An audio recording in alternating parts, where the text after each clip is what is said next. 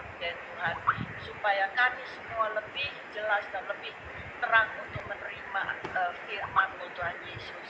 Terima kasih juga Tuhan kepada host yang sudah mengundang kami, sudah menginvite kami Tuhan, yang mana kami juga dapat juga mendengar firman-firman-Mu Tuhan. Tuhan, Engkau memberkati kami semuanya yang hadir di Zoom ini Tuhan, dan keluarga kami Tuhan, dan beri kami kekuatan Tuhan. Dalam nama Yesus kami berdoa. Haleluya. Amin. Siap. Oke, sebelum saya serahkan kepada WL, saya mengimbau buat Bapak Ibu, saudara sekalian yang masih bersembunyi di balik nama atau di balik foto, mohon untuk segera mengaktifkan fitur videonya. Silakan. Ada Pak Abraham Dekanter, kemudian Pak Karel, Bapak Teddy, ada Pak Filipus, Pak Wironanang, Ibu Ina Sambeka, Bapak Hengki Lim. Oke, mari silakan bisa menampilkan videonya. Baik, silakan.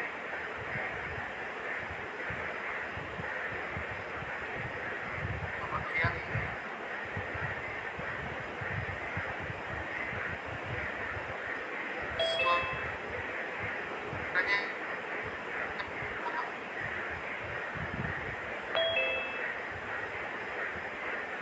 Halo, selamat sore. Bisa mendengar?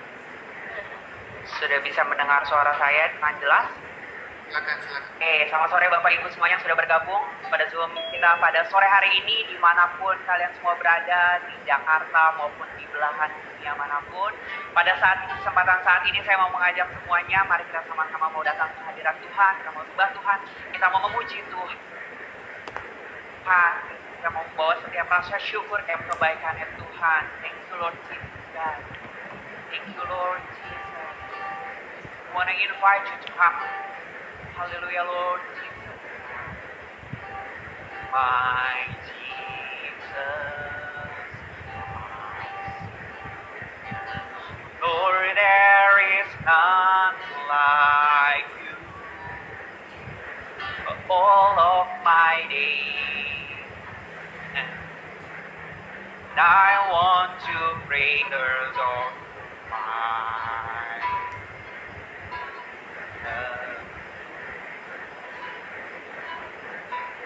my comfort, my shelter, tower of refuge and strength. Let every breath and all that I am never cease to worship you. Shout to the Lord, all the earth, let I sing. A power and majesty, praise to the King. Mountains bow down and the seas will roar at the sound of your name. I'll sing for joy at the words of your hand. Forever I love you, forever I'll stand. Nothing compares to the promise I have in you.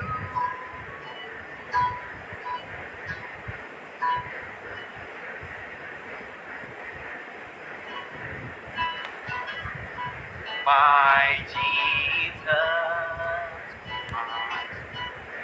Lord, there is none like you.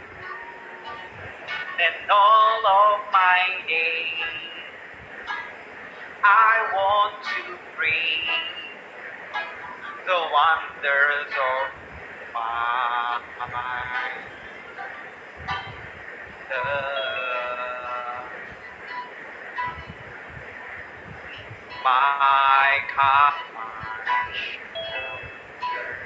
power of refuge and strength. Let every breath and all that I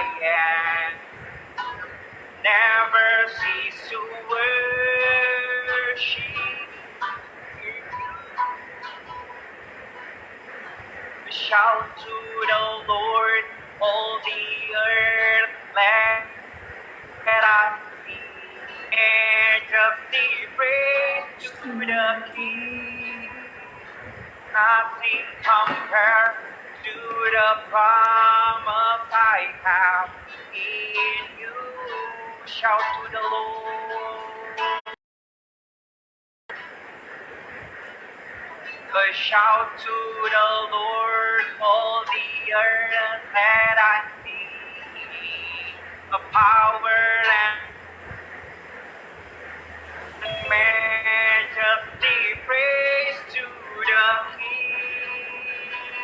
Mountains bow down and the seas will roar at the sound of your name.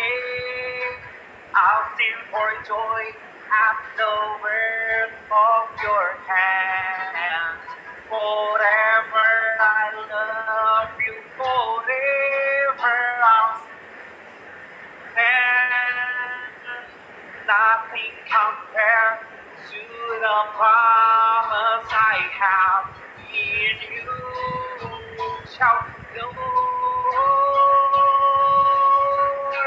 shout to the Lord, all the earth, let us see the power and majesty, praise to the King.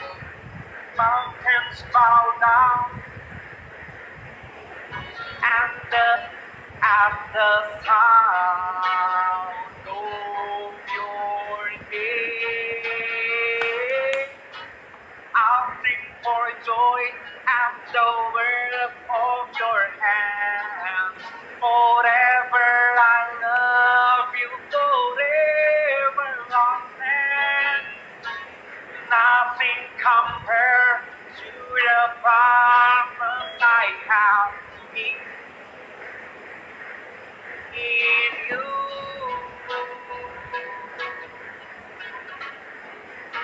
Shout to the Lord, all the earth, let us the power and majesty, praise to the King. Mountains bow down and the seas will roar at the sound of your name. At the works of your hands, forever I love you, forever I'll stand. Nothing compares to the promise I have in you. Nothing compares to the promise I have. Nothing compares to the promise I have. Nothing compares to the promise I have in you.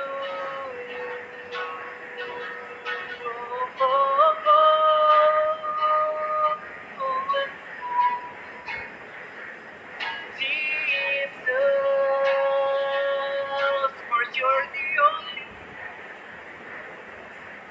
one, my Lord.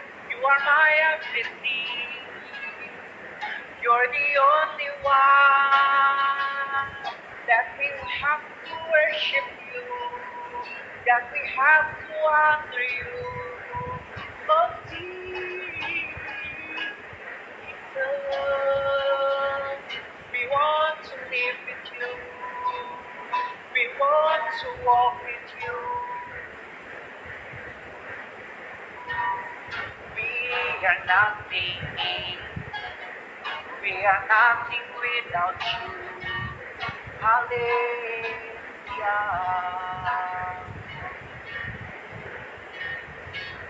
Oh,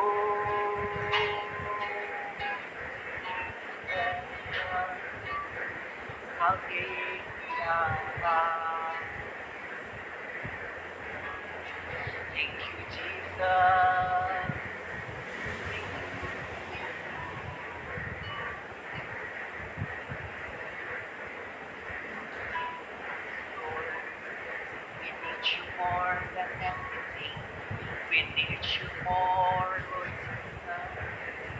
filling every heart, Lord, filling every mind with each your power. Come, Holy Spirit, filling every mind, filling every heart, touch every heart. We want you more.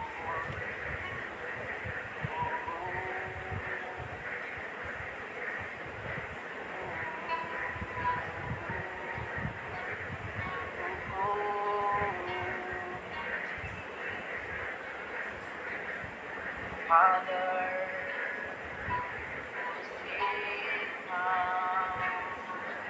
Hosanna, Lord, Hosanna in the highest.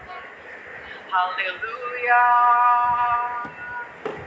Hallelujah.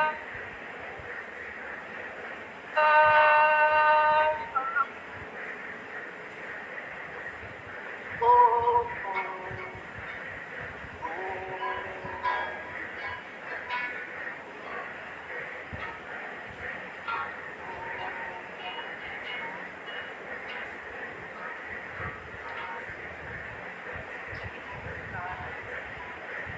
Hallelujah, Lord Jesus God.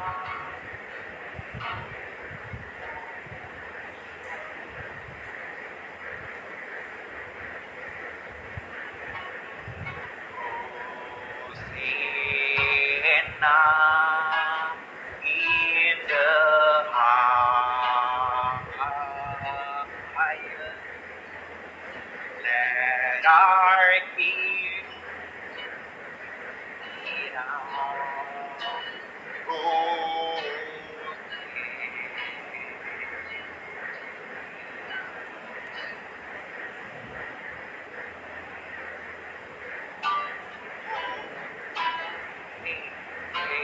now.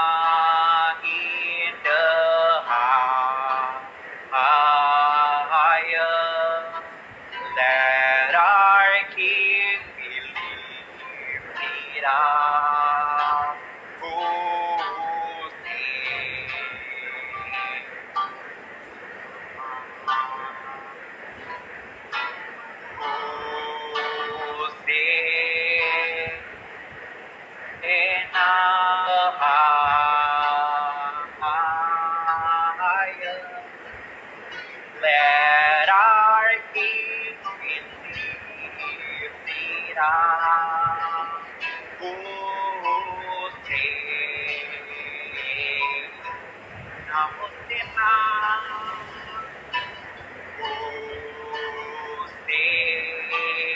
up. Hosanna in the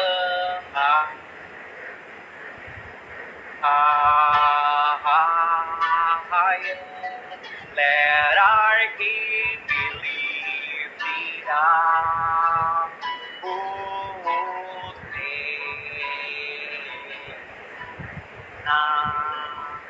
Let our King be lifted up. Let our King be lifted up. Hosanna.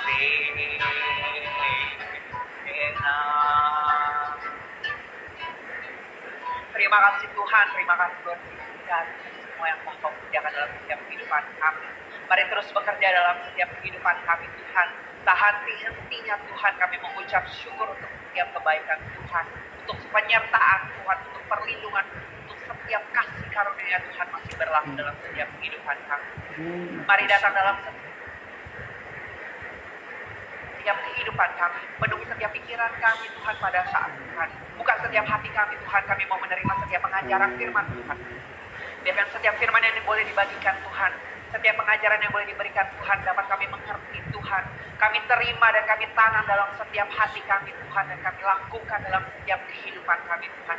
Biarkan setiap benih firman Tuhan itu kami boleh sebarkan itu dalam kehidupan kami Tuhan. Kami mau buka setiap hati kami, setiap pikiran kami. Mari Roh Kudus bekerja secara bebas dalam setiap kehidupan kami. Terima kasih Tuhan, terima kasih Bapa. Kami mengucap syukur Tuhan untuk segala sesuatu. Di dalam nama Tuhan Yesus kami berdoa dan mengucap syukur. Haleluya. Amin. Terima kasih Saudara Fiali buat sudah memimpin kita dalam penerimaan. Baik, Bapak Ibu Saudara sekalian, sebelum nanti saya serahkan kepada Pendeta Daniel Alexander, saya memberikan kesempatan kepada dua orang. Yang pertama kepada Ibu Nani Omar dari Jogja. Mungkin bisa bersaksi, Bu. Waktunya saya kasih 5 menit ya. Silakan, Bu Nani. Selamat sore, shalom semuanya. Shalom. Ya, apa yang harus saya saksikan, Pak Novi? Bebas, Bebas. bebas, ya. Oke, saya hanya bisa menyaksikan Tuhan itu sungguh dahsyat dan luar biasa. Di mana dalam kondisi COVID seperti ini, ketika kita betul-betul tidak bisa berbuat banyak, artinya bertemu dengan teman-teman, bertemu dengan saudara-saudara seiman itu betul-betul sangat terbatas. Tetapi dengan adanya Zoom dan lain sebagainya ini kita masih bisa dapat bertemu, dan di sini menunjukkan bagaimana kerinduan kita untuk terus mencari Tuhan. Banyak orang yang mungkin hanya terus menyerah, ya sudahlah, nggak bisa ya udah gitu. Tetapi saya percaya anak-anak Tuhan yang sungguh-sungguh dia selalu haus dan lapar akan Tuhan, pasti akan terus mencari, mengejar Tuhan, bukan mengejar hambanya, tetapi mengejar Tuhan. Karena sangat penting sekali ketika komunitas kita itu, kita jauh dari komunitas, melalui Zoom ini ataupun mungkin melalui YouTube atau apapun, kita bisa terus untuk mencari, mendapatkan. Dan sesudah kita mencari, mendapatkan, sudah saatnya untuk kita juga harus menjadi saksi. Disitulah anugerah Tuhan yang sangat-sangat saya rasakan, di mana kita harus terus bertemu dengan anak dan suami. Biasanya kita kan mungkin ketemu hanya siang, lalu malam gitu. Sekarang hampir setiap hari. Kecuali saya memang suami saya bertugas di rumah sakit, jadi tetap hampir sama ya, ketemunya hanya siang dan malam. Tapi dengan anak saya yang di Surabaya, dia harus kembali ke Jogja. Disitulah saatnya untuk kami bisa kembali lebih memiliki waktu, time yang bagus untuk kita bisa lebih banyak sharing. Lain dengan anak yang di luar, memang kami hanya lewat video call. Itu yang saya rasakan. Selama kita terus mencari, pasti ada jalan. Nanti kalau kita sudah mau mencari, kita aja Pak, saksi aja. Terima kasih. Terima kasih. Saksikan yang begini. Cari Tuhan, bagaimanapun caranya. Oke. Baik, untuk yang kedua saya memberikan kesempatan kepada Rizky Volan Maringka. Silakan, 5 menit ya waktunya. Halo. Terima kasih. Ya. Saya bersyukur kepada dan sampai hari ini di tengah-tengah COVID tapi Tuhan masih memelihara banyak kebutuhan. Saya memang masih ada juga berusaha tapi ketika sebelumnya masuk dalam pelayanan ini dalam beberapa tempat tapi keadaan Excel dan lewat COVID-19 ini banyak hal yang saya belajar bahwa ada saat Tuhan mau berdiam diri, mungkin ada yang terlalu sibuk dengan melayani pekerjaan Tuhan tapi lupa melayani Tuhan secara pribadi. Dan lewat COVID-19 ini membuat saya membangun kembali lagi hubungan di mana lebih banyak mau doa, puasa. Dan itu saya rasakan bahwa seringkali terlalu mungkin sibuk di pelayanan akhirnya rasa ngeri karena terlalu sibuk di pelayanan di beberapa hal yang mungkin dan itu semua juga alami dan lupa untuk bagaimana membangun yang intim dengan Tuhan. Saya bersyukur lewat keadaan ini juga kebaikan Tuhan dinyatakan sehingga beberapa bulan ini di rumah dan bantu juga orang tua ibu makanan, tapi banyak hal yang saya bisa belajar bahwa mengambil posisi yang terbaik ketika menyembah, ada orang yang melihat, orang yang tahu, hanya kita dengan Tuhan. Dan itu yang saya alami, bahwa apapun yang saya alami, apapun yang kita alami, setiap persoalan dan masalah itu tidak pernah menghancurkan kita. Tapi apapun yang kita terima, setiap masalah yang kita alami itu memunculkan kualitas iman kita. Dan itu yang saya alami sampai lewat pandemi COVID-19. Itulah kesaksian saya. Baik, terima kasih.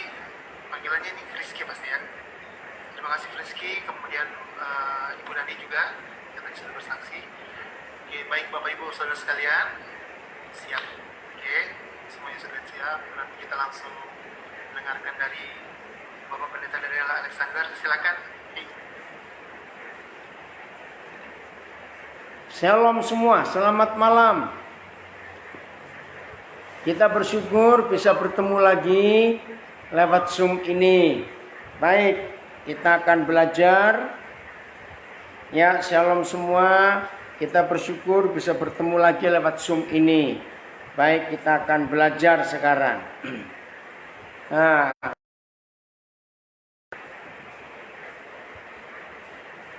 tema sore ini yang kita mau bahas, seharusnya hamba Tuhan Pak Riki Semen memberitahukan ini temanya. Jadi saya tulis tema sihir di dalam gereja. Saya tidak tahu kenapa Pak Riki memberikan tema ini, tapi memang penting, saudara. Lihat dalam sejarah gereja pernah terjadi hal-hal yang menakutkan, mengerikan, sampai terjadi pembunuhan massal, bunuh diri massal tahun 78 yang lalu. Ya, terjadi bunuh diri massal dan itu terus. Nah, kita sedih kenapa ada orang-orang bisa dibodohi oleh para pemimpin sampai mereka melakukan hal-hal yang gak masuk akal. Dan yang menyedihkan lagi, yang mereka buat itu atas. Itu mengerikan sekali. Sekarang pun terjadi di generasi kita ini. Nah, manusia yang pada dasarnya rindu, ingin mengenal Tuhan, ingin mencari Tuhan. Lalu, maaf ya, lagi sekali praktek sihir itu masih terjadi sampai hari. Saudara, dan ini sungguh mengerikan. Nah, karena pada dasarnya manusia itu sangat rindu, sangat haus untuk mengenal Tuhan. Nah, sehingga ada beberapa pemimpin bahkan yang menamakan diri hamba Tuhan, gembala, tetapi memanipulasi orang yang dipimpin dalam keadaan yang hatinya polos, pemimpin-pemimpin yang mempraktekkan sihir di dalam gereja itu pasti membawa yang dipimpin ke arah dia pribadi. Ya, tapi pemimpin yang benar, gembala yang benar itu akan membawa yang dipimpin ke arah Yesus Kristus Tuhan. Nah, itu ciri-ciri yang ada. Baik, saya akan bacakan ayat ini. Terbuka Efesus pasal yang keempat. Ya, Efesus yang keempat mulai ayat yang ke-14. Efesus 4 mulai ayat yang ke-14. Begini, sehingga kita bukan lagi anak-anak yang tidak diombang-ambingkan. Efesus 4:14 saya baca lagi, sehingga kita bukan lagi anak-anak yang diombang-ambingkan, yang bisa diombang-ambingkan oleh rupa-rupa angin pengajaran, oleh permainan palsu manusia dalam kelicikan mereka yang menyesatkan. Nah, inilah bentuk sihir di dalam gereja. Permainan licik. Wih, ngeri sekali. Permainan licik. dari para pemimpin yang menyesatnya. Saudara, jadi kuncinya kita jadi dewasa di dalam Kristus, bukan lagi anak-anak yang gampang diiming-iming, yang menyesatkan. Ya, ciri-ciri pemimpin yang menyesatkan itu kelihatan iming-imingnya, janji-janji palsunya. Nah, namanya anak-anak kan senang kalau dapat janji. Ada ini, ada itu. Nah, maka itu saudara, kalau saudara murid Yesus, lalu mendengar ada pemimpin yang memberi iming-iming tawaran. Kalau saudara rajin doa pagi, saudara rajin memberi, saudara rajin begini, pasti akan dapat sesuatu yang luar biasa. Nah, hati-hati. Nah, ini bentuk anak-anak ya, yang gampang dimanipulasi, gampang diiming-iming. Ya, yang Facebook bisa coba beralih ke Instagram saya, karena jaringan saya nggak tahu kenapa Facebooknya mati-mati. Ya, yang bisa pindah ke Instagram saya @official_alexander. Nah, saya ulangi lagi. Pemimpin yang memimpin orang yang mengaku Kristen tapi masih dalam tahap anak, maka para pemimpin itu gampang memanipulasi yang dipimpin dengan iming-iming, dengan janji-janji palsu dari kerajaan surga. Awas, jangan terpengaruh dengan konsep itu. Benda ini ya, Yesus Kristus itu bisa ditambahi dengan apa-apa. Oke, perhatikan ini baik-baik supaya saudara tahu Yesus Kristus itu Tuhan. Tidak boleh tambah plus kain, banner, minyak, benda ini, benda itu. Terus baju-baju diganti, jubah ini, jubah itu, harus pakai sayap, harus pakai macam itu. Yesus tidak perlu ditambah apa-apa. Ya, Yesus itu Yesus. Ingat. Ya, saya kembali lagi ya, Efesus 4 ayat 14 ini penting. Sehingga kita bukan lagi anak-anak yang diombang-ambingkan oleh rupa-rupa angin pengajaran. Saya tambah, yang bisa diombang-ambingkan oleh rupa-rupa angin pengajaran, oleh permainan palsu manusia dalam kelicikan mereka. Jadi tanda-tanda penyesatan yang paling gampang yaitu mulai ditambah ini, tambah itu. Awas, sudah jelas sekali.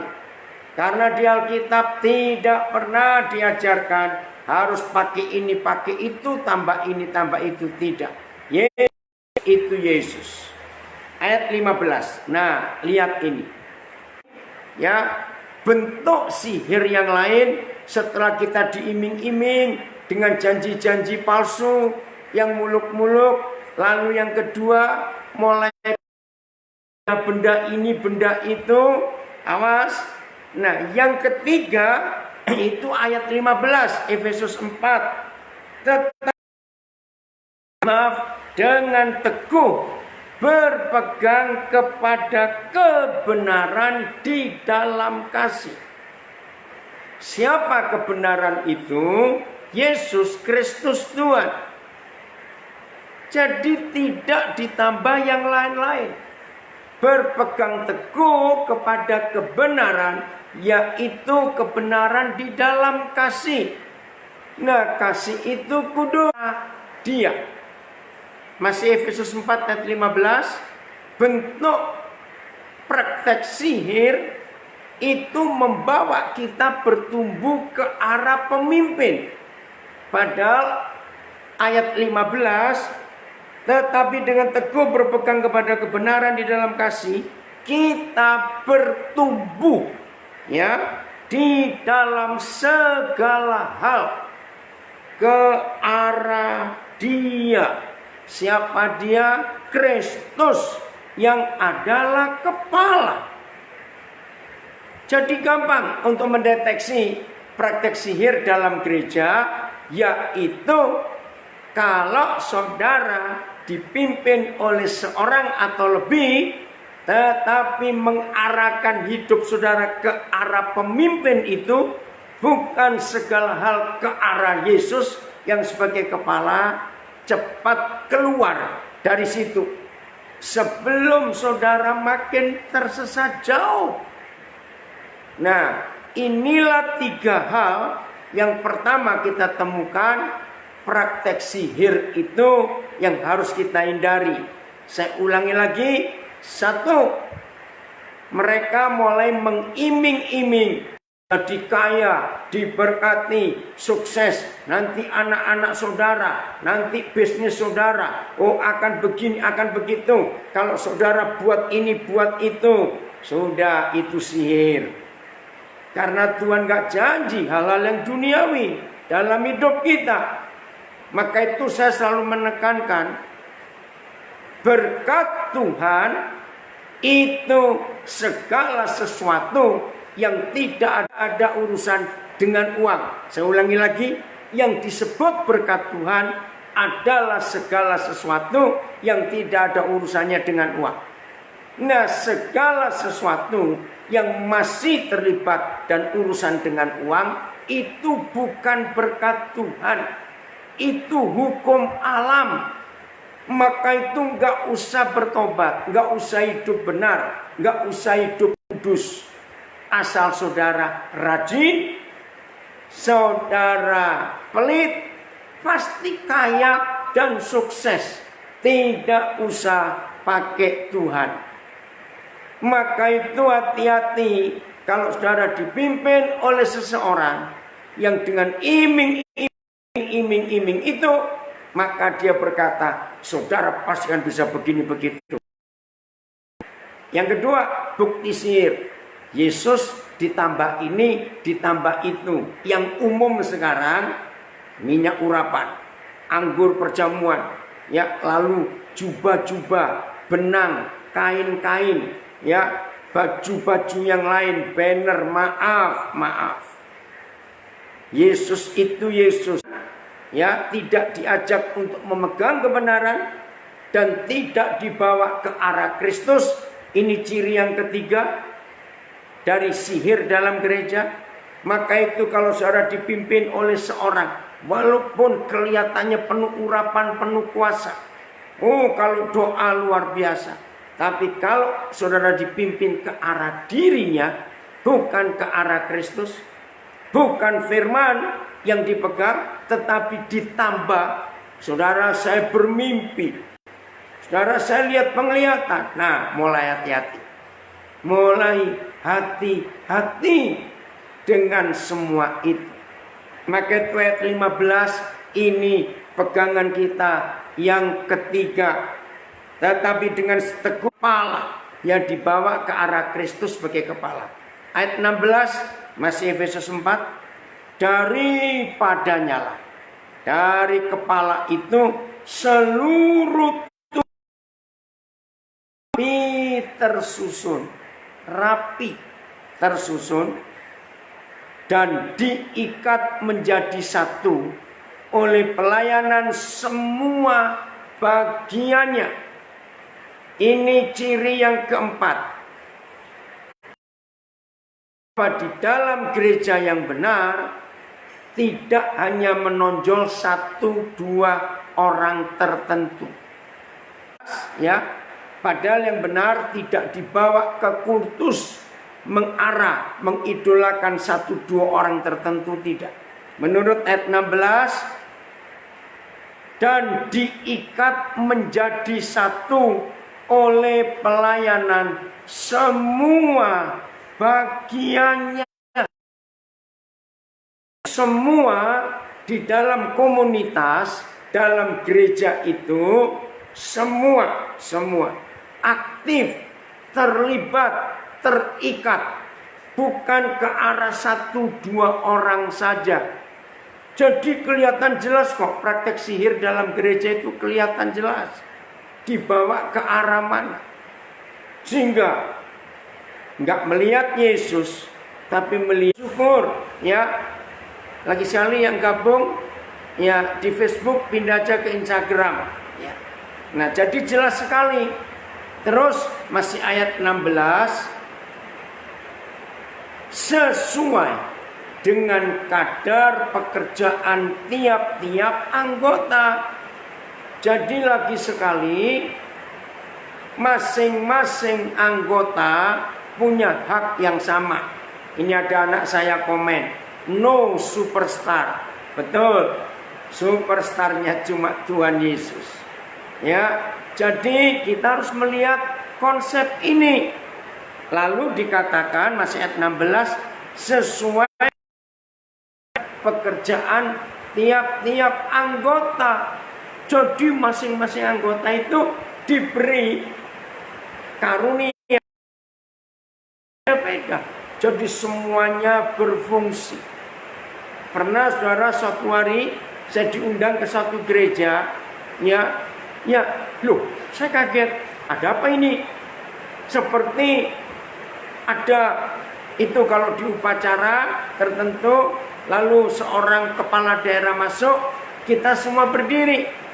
Ini gak ada apa-apa, masih pujian. Tiba-tiba, jadi begitu kami noleh ke belakang, pintu masuk kaget. Pemimpinnya datang, gembalanya. Langsung orang berdiri semua. Saya tanya kepada yang undang saya, apa kalian selalu begini? Iya, ini peraturan di sini. Waduh, sudah gawat. Saudara, belum selesai sampai di situ. Maka dengan pakaian kebesarannya, pakaiannya aneh. Saya juga heran, kenapa pakai pakaian seperti itu? Langsung naik ke mimbar. Belum lagi saya kaget mikir begitu. Begitu dia sampai di mimbar, saudara, semua yang di mimbar itu berlutut. Waduh, sudah gawat ini. Saya mau ninggalkan itu, tapi saya harus punya beban. Saat yang masih mau dengar kebenaran, harus saya sampaikan kebenaran. Saya sampaikan bahwa ini praktek yang salah. Dan akhirnya itu yang pertama dan terakhir saya khotbah di gereja itu. Tapi yang penting saya sudah sampaikan kebenaran. Dan ini gak benar. Kalau begitu, saudara, maka itu lihat firman ini. Jadi masing-masing kita berpegang teguh kepada kebenaran. Kalimat terakhir ayat 16, saudara, itu luar biasa. Menerima pertumbuhannya dan membangun dirinya di dalam kasih. Jadi masing-masing anggota di dalam komunitas itu masing-masing bertumbuh di dalam kasih dan membangun dirinya. Jadi yang dipimpin bukan cuma yang dipimpin, yang makin hebat, makin tinggi, makin luar biasa. Tidak, tetapi kita bertumbuh ke arah dia. Ini yang luar biasa. Maka itu mari mulai hari ini saudara dan saya mulai menilai. Apakah saudara sedang beribadah di dalam gereja yang mempraktekkan sihir atas nama Tuhan? Hati-hati dengan ciri-ciri ini tadi. Dan kalau seperti muncul gereja, ya, ini yang menakutkan. Kalau anak saya Bayu dari Pontianak ikut, Bayu coba kamu nulis nama gerejanya menyesatkan itu. Kalau nggak salah gereja Yesus yang Maha Kuasa atau apa. Hati-hati saudara. Nah ini yang kita harus jaga dalam hidup kita. Supaya kita nggak disesatkan. Nah di dalam istilah teologi itu namanya sekte. Sekt, bahasa Inggrisnya SECT, sekte. Untuk itu semuanya. Jadi jelas ya, ini yang Tuhan Yesus rindu atas kita. Kolose pasal yang kedua. Kolose pasal yang kedua. Begini kata Tuhan, ayat yang ke-19. Kolose 2 ayat 19 ya. Sedang ia ya, ayat 18 Kolose 2, janganlah kamu biarkan kemenanganmu digagalkan oleh orang yang pura-pura merendahkan diri dan beribadah kepada malaikat serta berkanjang serta berkubang setelah putar-putar hanya pada penglihatan katanya karunia roh dan tanpa alasan, ngeri, membesarkan diri oleh ngeri. Jadi keren sekali untuk mendeteksi ini. Ayat 18 ya, Kolose 2. Jadi ibadahnya itu ke arah menyembah sesuatu malaikat, pakai ritual-ritual, gerakan-gerakan, ada benda-benda, ada sesuatu. Maaf ya saudara, yang itu semuanya tidak tertulis di kitab suci, tidak ada di dalam kebenaran. Maka itu kita harus hati-hati dengan semuanya ini. Nah, ayat 19 Kolose 2. Sedang ia, siapa ia di sini? Pemimpin itu, pendeta itu, yang menampakkan diri gembala itu. Jadi dia pemimpin sihir itu tidak membawa dirinya ke arah Kristus, dia sendiri tidak. Maka 19 Kolose 2 berkata, sedang ia sendiri, gembala itu, pemimpin palsu itu, tidak berpegang kepala. Kelihatan jelas kok saudara. Maaf ya, saya berikan ciri-ciri tanda-tanda kalau pemimpin itu penyihir.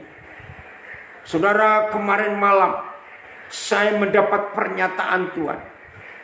Pagi-pagi saya dapat ini, dikit-dikit saya dapat ini, sebentar-sebentar saya diperintah begini, dikit-dikit ya. Jadi kalau pemimpin saudara dikit-dikit bilang saya dapat ini, saya diberi pernyataan ini, Tuhan memerintahkan kepada saya, kelihatannya hebat ya Tuhan. Justru itu bahaya. Karena dari Efesus 4 tadi kita sudah melihat dan membaca, Tuhan bisa berurusan dengan setiap pribadi, enggak cuma pada pemimpin itu. Maka itu ciri ini harus dikenali. Jadi kalau saudara ada di sebuah kelompok, walaupun ada Alkitab, ada nama Tuhan disebut, tetapi bawa ke arah siapa? Maka itu hati-hati. Kenapa paling banyak muncul gini di Korea Selatan? Ini yang luar biasa menakutkan. Anak teman saya, ini contoh penyihir yang lain. Anak-anak pun diajari oleh kelompok itu untuk tidak nurut pada orang tua, melawan orang tua. Jelas-jelas. Dan anak-anak yang dicuci otaknya, sampai ada orang tua kehilangan anaknya. Menakutkan saudara. Maka itu tolong Tuhan yang bergabung lewat pelajaran hari pertumbuhan ilahinya. Masih ayat yang ke-19. Diikat, ditunjang, diikat menjadi satu oleh urat-urat dan sendi-sendi, menerima pertumbuhan ilahinya. Jadi saudara, ini luar biasa. Masing-masing anggota tubuh itu berperan aktif sesuai. Nah, jadi bagian terakhir ini, praktek sihir ini, ya, perhatikan, membuat orang di kelompok itu lumpuh, tidak berdaya. Saya ulangi, praktek sihir itu bagian terakhir kelihatan sekali. Kelompok anggota kelompok mereka itu dibuat lumpuh menerima pertumbuhan. Jadi tanda yang terakhir kalau itu sihir dalam kelompok itu, pemimpin itu membuat semua anggotanya tidak berdaya tanpa dia. Padahal dari Efesus 4, Kolose 2 ini jelas, gereja yang benar, pemimpin yang takut Tuhan, dan betul-betul hamba Tuhan, maka membuat yang dipimpin itu berdaya. Dengan pribadi melekat kepada Tuhan Yesus. Sehingga nggak kultus individu, nggak cuma ke arah pemimpin, kelihatan kok. Maka itu masing-masing anggota pertumbuhan ilahinya. Itu kan luar biasa. Kalau masing-masing anggota di situ menerima pertumbuhan ilahinya. Ini yang kelima. Ya, kita lihat Hakim-Hakim pasal yang kelima. Deborah itu pemimpin, dia gembala. Dan di dalam sejarah Hakim-Hakim setelah Yosua menikmati dan sebelum Imam Eli dan Samuel buat sesuatu, maka ada Hakim-Hakim. Nah, Deborah ini pemimpin.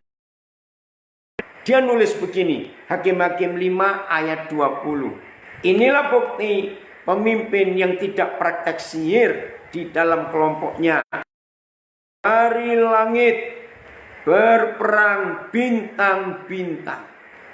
Dari peredarannya, dari orbitnya, mereka memerangi Sisera. Ya, yang gak jelas lagi sekali di Jakarta. Ya, salah satu syairnya Deborah ini.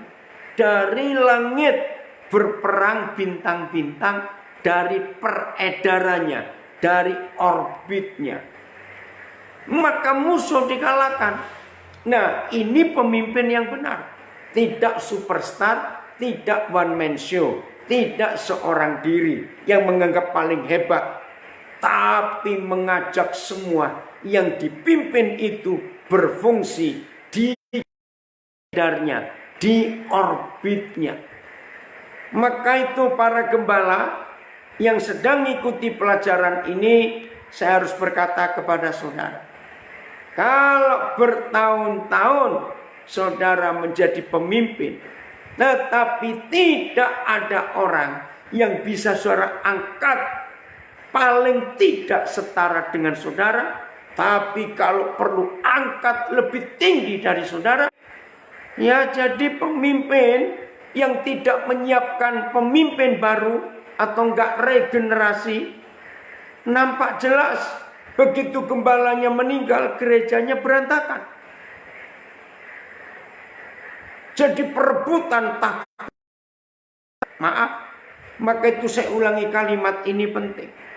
Pemimpin yang tidak praktek sihir selalu bangga kalau dia bisa mengangkat sekian banyak orang dari jemaatnya, paling tidak setara dengan dia, tapi akan lebih bagus pemimpin itu berhasil kalau dia berhasil mengangkat orang-orang lebih tinggi hebat dari dirinya. Tolong dicatat. Maka pemimpin seperti ini dia tidak praktek sihir di dalam gereja. Maka itu Deborah bisa nyanyi. Bintang-bintang berperang di garis edarnya, di orbitnya, memerangi Sisera. Jadi Deborah nggak one man show, nggak superstar, nggak kultus individu, tapi dia memberdayakan. Ya, jadi pemimpin itu harus mempersiapkan orang-orang lain untuk bangkit. Usahakan setara dengan diri kita pemimpin. Tapi kalau perlu, ayo lebih hebat lagi, lebih daripada dirinya. Oke, sebentar saya cari satu perikop ini di kitab Imamat. Sebentar. Maaf ya sambil saya bicara ini. Jadi jelas ya saudara, kita hidup di dalam kepemimpinan yang benar. Maka itu sebagai pemimpin kita jangan sampai salah ya untuk melakukan hal-hal yang tidak benar. Jadi jangan menarik orang kepada diri kita unik, saudara. Kita lihat sekarang Bilangan pasal 8. Oke. Ayat yang ke-23. Nah, ini pemimpin yang punya hati lapang, punya hati papa, seorang ayah, melihat yang dipimpin harus bagaimana. Bilangan 8 mulai ayat 23 ya. Yahweh berfirman kepada Musa, inilah yang berlaku bagi orang Lewi. Apa itu? Siapa Lewi? Imam, pemimpin. Saya ulangi, inilah Bilangan pasal 8 sekarang ayat 24. Inilah yang berlaku bagi orang Lewi. Setiap orang yang berumur 25 tahun ke atas wajib bertugas. Saudara, ya, Bilangan 8 ayat 25 saya baca untuk Facebooknya tadi terputus. Tetapi jika ia berumur 50 tahun, pemimpin bertugas mulai umur 25, waktu umur 50 tahun dikatakan haruslah ia dibebas dari pekerjaan itu sehingga ia tak usah bekerja lebih lama lagi. Jadi cuma 25 tahun loh aturan imamat kitab Bilangan ini. Ngapain setelah itu? Bukan jalan-jalan, enak aja. Terus, maaf, ia boleh, nah ayat 26 ya, orang Lewi mengenai tugas mereka. Saya baca, setelah itu maka ia harus membantu saudara-saudaranya. Ayat 26 ya, bagi yang di Facebook. Maaf,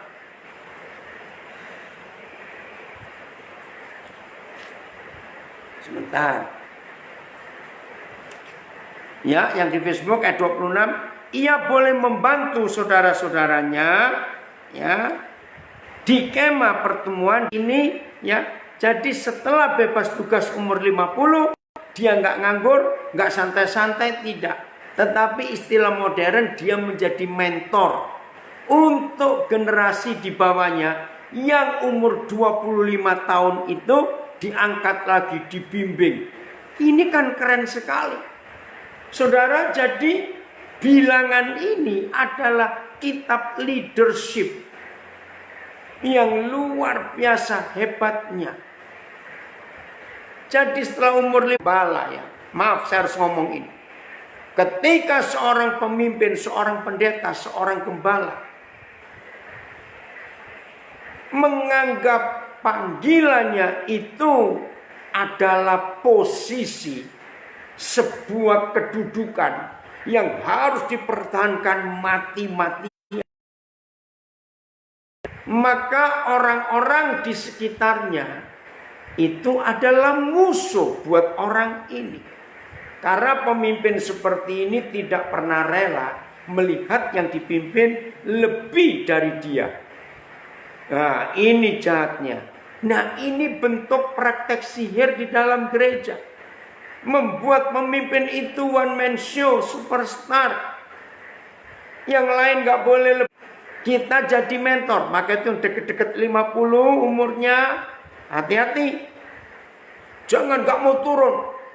Nah, jadi jangan mempertahankan posisi. Tuhan Yesus tidak pernah bicara posisi, tapi Tuhan Yesus bicara fungsi. Gembala itu fungsi, pemimpin itu fungsi, bukan posisi. Nah, untuk mempelajari ini, lihat presiden kita sekarang. Hari-hari ini kita dibuat kagum, mulai kemarin sampai hari ini viral. Bahkan ada tulis Ingat ketika presiden kemarin memberi penghargaan bintang Naraya, sebetulnya nggak masalah karena tiap tahun begitu. Tapi yang unik untuk dua orang tertentu, 2F istilahnya. Saudara, di sini dunia, nggak cuma Indonesia loh, dunia. Sebab 2F ini sudah dikenal oleh dunia. Bisa diangkat. Oh, terjadi perang juga ya. Netanya. Ya, kalau saudara pemimpin, pertanyaannya bukan berapa orang jemaat saudara di gereja, maaf. Pertanyaan yang betul adalah selama saudara memimpin sudah berhasil mencetak pemimpin berapa? Ini penting. Apalagi yang dekat-dekat umur 50. Berdayakan yang lain. Jadi mentor. Oke. Nah, pemimpin yang model apa? Ini bagian terakhir. 1 Korintus 4. Ya, ini pemimpin yang luar biasa. Papa, berarti papa. 1 mulai ayat yang ke-14. 1 Korintus 4 mulai ayat yang ke-14 dan 15. Kita harus praktekkan ini di dalam hidup kita masing-masing. 1 Korintus 4 ayat 14 dan 15. Ini pemimpin kasih. 1 Korintus 4:14. Hal ini kutuliskan bukan untuk memalukan kamu. Enggak. Pemimpin tidak akan memalukan yang dipimpin. Tetapi untuk menegur kamu sebagai anak-anakku yang kukasih. Sebab sekalipun, tolong catat, ini kegagalan gereja zaman sekarang. Apa kegagalan gereja? Ayat 15. Sebab sekalipun kamu mempunyai beribu-ribu pendidik dalam Kristus. Saudara, gereja zaman sekarang tidak kekurangan doktor-doktor teologi, tidak. Apalagi yang master teologi, boy banyaknya. Apalagi yang sarjana teologi, boy banyaknya, luar biasa. Sudah banyak sarjananya, banyak master teologinya, nggak sedikit doktor teologinya. Itu gereja. Tapi lihat apa yang Paulus katakan. Sebab sekalipun kamu mempunyai beribu-ribu pendidik, guru-guru hebat dalam Kristus, ternyata kamu tidak mempunyai banyak papa. Karena akulah yang dalam Kristus Yesus telah menjadi oleh Injil yang kuberitakan kepadamu. Lalu ayat 16. Inilah pemimpin yang mentor, bukan sihir. Ayat 16. Sebab itu aku menasihatkan kamu, turutilah teladanku. Jadi pemimpin yang benar tidak praktek sihir, tidak, turutilah teladanku. Ayat 16. 1 Korintus 4. Nah, saya akhiri dengan satu ayat ini. 2 Timotius 3 ayat 10. Ya, 2 Timotius 3 ayat 10. Jadi seorang pemimpin yang tidak praktek sihir pasti melihat yang dipimpin itu, wah, bisa mengikuti, ya, dia dibawa ke arah Kristus. 2 Timotius 3 ayat yang ke-10. Dan pemimpin seperti ini bisa menghasilkan banyak pemimpin. Dan pemimpin-pemimpin itu dibawa ke arah Kristus. Ya, 2 Timotius 3:10. Tetapi engkau, Timotius, telah mengikuti ajaranku, cara hidupku, pendirianku, imanku, kesabaranku, kasihku, dan ketekunanku. Ini yang Tuhan ingin lihat dari hidup kepemimpinan kita. Jadi gereja yang tidak praktekkan dikasih Tuhan, ayo mulai hari ini kita menjadi pemimpin yang benar. Usir sihir di dalam gereja lewat pemimpin yang salah. Nah, Tuhan Yesus itu adalah contohnya. Ayat terakhir 1 Petrus 2 ayat 21. Ya, ini ayat terakhir 1 Petrus 2 ayat 21. Begini kata Tuhan, ya, perhatikan. Sebab untuk itulah kamu telah dipanggil, Karena Kristus pun telah menderita untuk kamu dan telah meninggalkan teladan bagimu, supaya kamu mengikuti jejaknya. Jadi mengikuti jejak Tuhan Yesus, bukan kepada pemimpin itu. Jelas ya? Oh, terpujilah nama Tuhan kalau itu ada di dalam kehidupan kita semuanya. Maka itu mari saudara-saudara, mulai hari ini kita praktekkan kepemimpinan yang benar.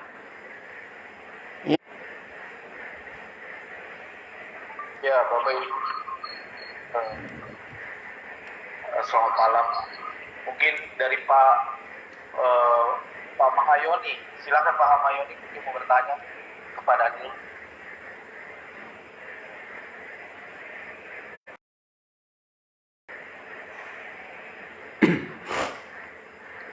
Mungkin Pak Robert si halo, silakan Pak, mau bertanya Pak. Halo, selamat malam Pak. Selamat malam semua. Saya mau bertanya Pak. Ya, sebentar Pak, sebentar ya. Pak, sebentar. Ulangi lagi Pak, sebentar ya. Saya lagi buka Facebook IG saya. Ya. Maaf.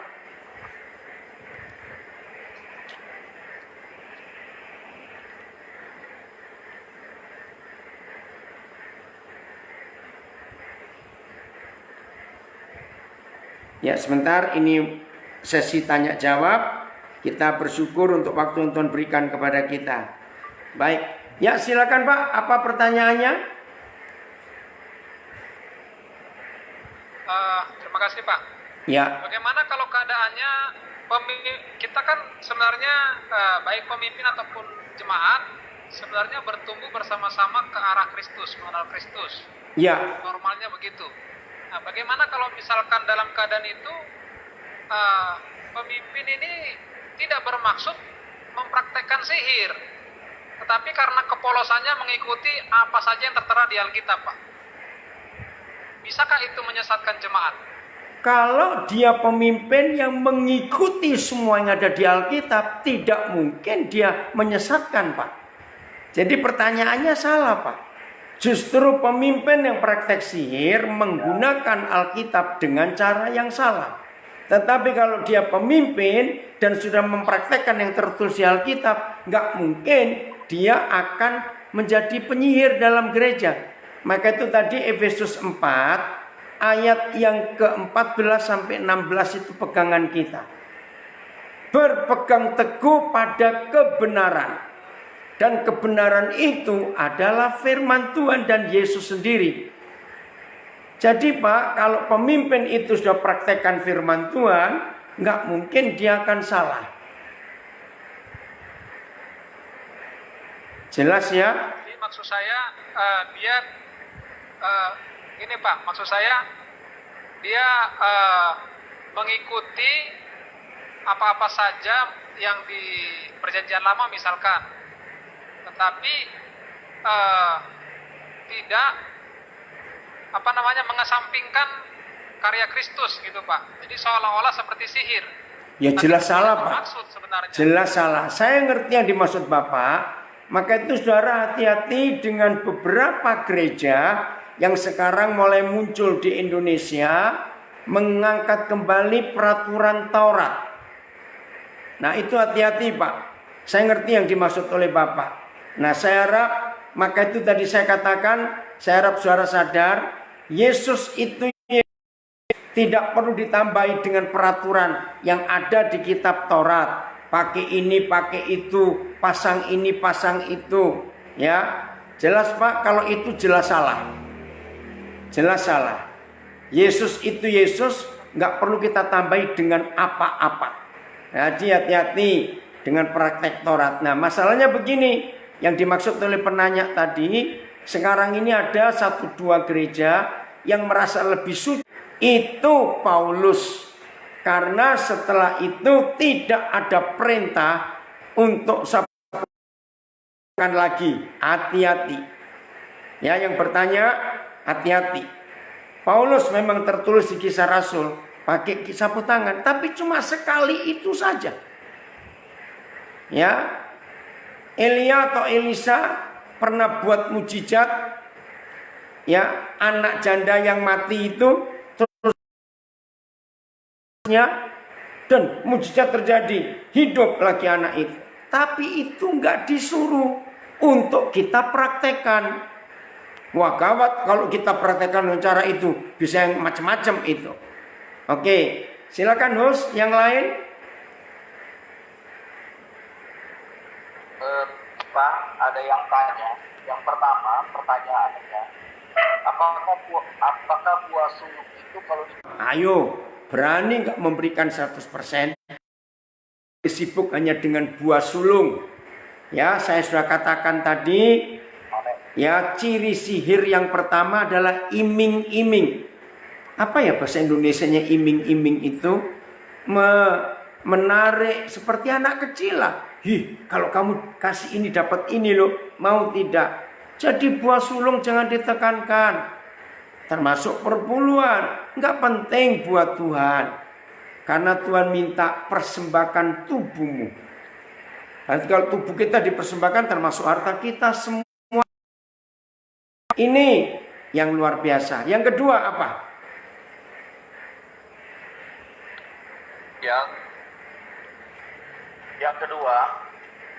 Yang kedua adalah pertanyaannya begini. Pak mau tanya, ada kepala saya mengatakan kalau tidak mengasih perpuluhan dikutuk katanya. Ya. Itu pertanyaan kedua. Terima kasih. Ya, ada yang tanya juga tadi tentang minyak, Yakobus pasal yang kelima. Ya. Yang penting Yesusnya, bukan minyaknya. Lalu ada pertanyaan saya sempat baca tadi, ya tapi buktinya ada gereja menekankan minyak urapan dan anggur perjamuan, jemaatnya bertambah. Bisa, karena itu sihir. Karena jemaat, apalagi kita orang Indonesia yang dari kecil sudah terbiasa dengan kelemik dan sebagainya, maka orang yang masih anak-anak, maka itu Efesus 4 tadi jelas, kalau saudara dan saya masih anak-anak, maka gampang diombang-ambingkan, ya, dengan pengajaran-pengajaran yang menyesatkan. Jadi saya lebih percaya Yesus saja. Enggak mau saya pakai ngelain, walaupun Yakobus minyak, tapi bukan minyak itu yang menyembuhkan. Jelas pokoknya Yesus. Ya, kalau saudara masih beriman tentang itu ya sudah. Nah, ada pertanyaan. Apakah Taurat tidak berlaku? Sudah digenapi oleh Tuhan Yesus. Soal kepemimpinan Lewi tadi, umur 50, ya sudah relakan. Kita mentor banyak orang, kan lebih bagus. Ayo yang muda. Kemarin saya di pemimpin kami, ketua daerah, sempat berdebat dengan saya. Jadi kalau gembala sidang itu adalah Tuhan yang kasih. Jadi itu harus seumur hidup. Jadi nggak bisa pensiun. Pensiunnya kalau sudah meninggal. Itu yang pertama. Kemudian kedua, kalau sebuah gereja, di dalam gereja, jadi misalnya itu didoakan oleh gembala sidangnya atau pendeta, itu harus jatuh. Kalau tidak jatuh, nggak ada mana. Ya, nggak ada ayat yang menuliskan kalau kita mendoakan orangnya harus jatuh. Awas, jangan-jangan itu sihir. Yang kedua, memang panggilan kita tidak ada pensiun sampai kita dipanggil Tuhan. Tetapi ini yang kita baca tadi bilangan 8 itu tentang peraturan dinya. Saya tetap pelayanan kepemimpinan saya sudah lama serahkan kepada orang-orang yang saya siapkan. Tapi saya tetap melayani, nggak pensiun. Ya tahun ini saya umur 64, tapi tetap melayani. Jelas ya Pak Yohan? Tuhan berkati. Lanjut. Maksud saya begini Pak. Maksud saya jadi begini. Jadi seorang gembala itu dia akan menjadi gembala terus Pak sampai selamanya, sampai dia meninggal. Iya. Tidak boleh kalau walaupun dia berbuat. salah atau bagaimana, tetap dia jadi gembala gitu. Oke, kita hormati prinsip. Nggak usah debat dengan dia, percuma. Karena buat dia pengembalaan itu milik pribadinya, bukan milik Tuhan. Sudahlah, kita nggak usah sibuk dengan dia. Yang penting kita menggenapi firman Tuhan. Daripada bertengkar, Pak Johan, buang-buang waktu, hati kita juga jadi kotor. Jadi lebih baik kita. Malam, silakan Pak. Pak Dokter, silakan. Malam. Senang sekali, luar biasa pengajaran hari ini.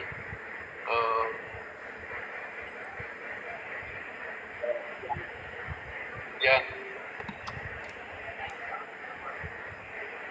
hal-hal yang dialami gitu ya, dialami dan benar banyak.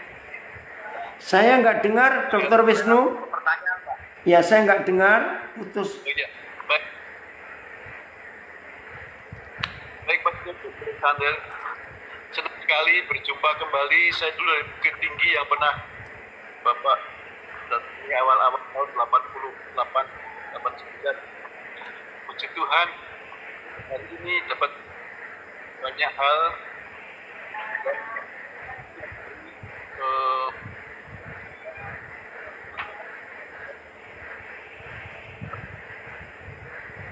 ada ya, dan ya ini semakin mengerti, semakin dewasa dalam pengertian ini berkat saya ingat kita senang sekali. Oke. Siapa? Terima kasih Pak. Itu dia. Nah, silakan Pak Pak Peredika Pantau, silakan masuk Pak Gembala. Pertanyaan, langsung ke pertanyaan Pak. Shalom. Ya, langsung Pak. Ya, shalom.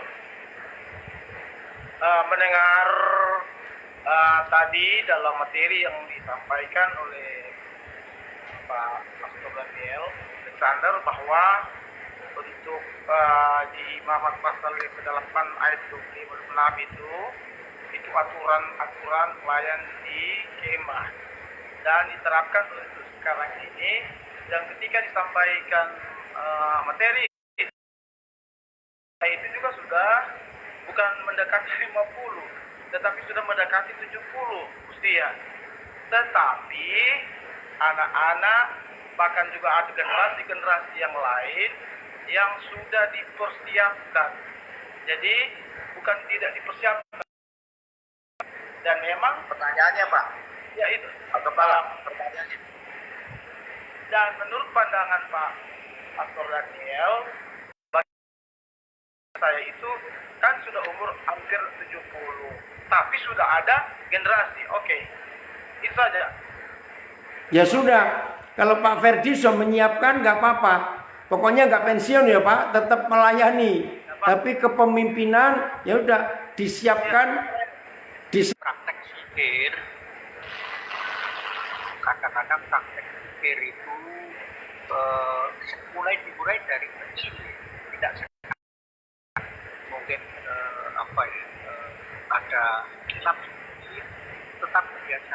Tuhan mengingatkan, tidak akan dengan Tuhan itu lupa dengan itu, sehingga praktek sihir yang kecil itu tadi kalau tidak segera bertobat maka menjadi semakin besar, akhirnya menjadi kebiasaan. Nah, saya analogikan begini, kalau kita mengukur satu arah meleset setengah derajat saja dengan jarak yang sekian kilometer pasti akan melebar jauh. Kadang-kadang tiap orang itu tidak dari pikir, meskipun tidak disengaja, tetapi Terima kasih Pak Bambang. Pak Dedi Tambayong langsung masuk Pak, bertanya dengan Pak Daniel. Pertanyaan saya tadi dikatakan tentang Langsung ke pertanyaannya Pak. ya langsung praktek sihir yang kedua, Yesus ditambah dengan benda-benda. Tadi seperti anggur,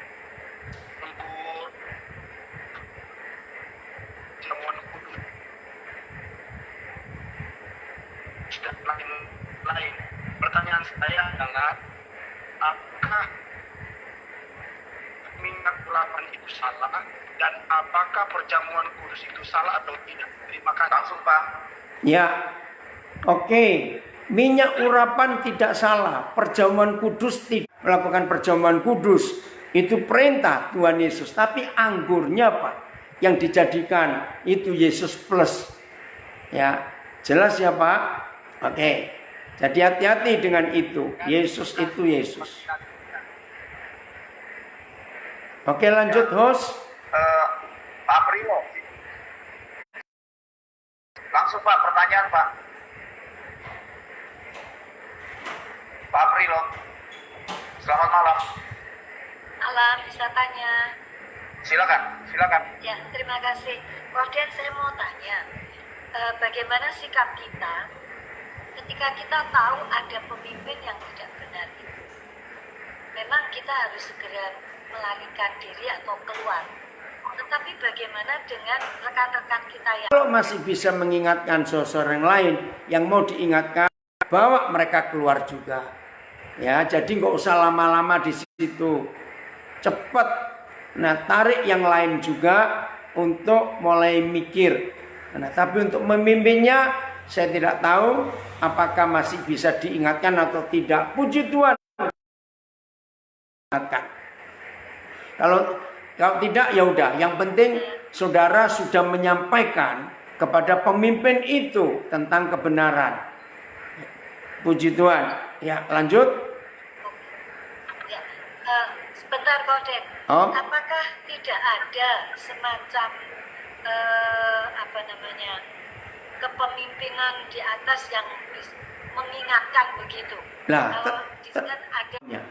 Tahu yang benar itu yang mana. Daripada kita ngeributin yang nggak mau berubah, sayang waktunya. Maka itu saya katakan tadi, kalau memang bisa diingatkan, ya ingatkan pemimpin seperti itu. Kalau nggak bisa, ya sudah, tinggalkan. Jelas ya? Karena buang-buang waktu. Oke. Itu yang mengerikan, saudara. Ya, Ya. Koden. Ya. Saya boleh nanya Pak? Host, Saya boleh nanya? hostnya mana? Silakan Bu Neneng, silakan. Iya. Ini Pak, saya dulu berjemaat di salah satu gereja yang di Kalimantan. Yang kencang ibu suaranya. Kalau gembala salah tidak boleh. Oh iya. Kalau gembala yang salah tidak boleh diprotes. Itu haknya Tuhan. Mau benar atau salah nggak boleh. Nah kadang-kadang gini Pak, kita sudah salah itu tidak boleh. Ada yang protes tidak boleh. Ada yang Lah itu sih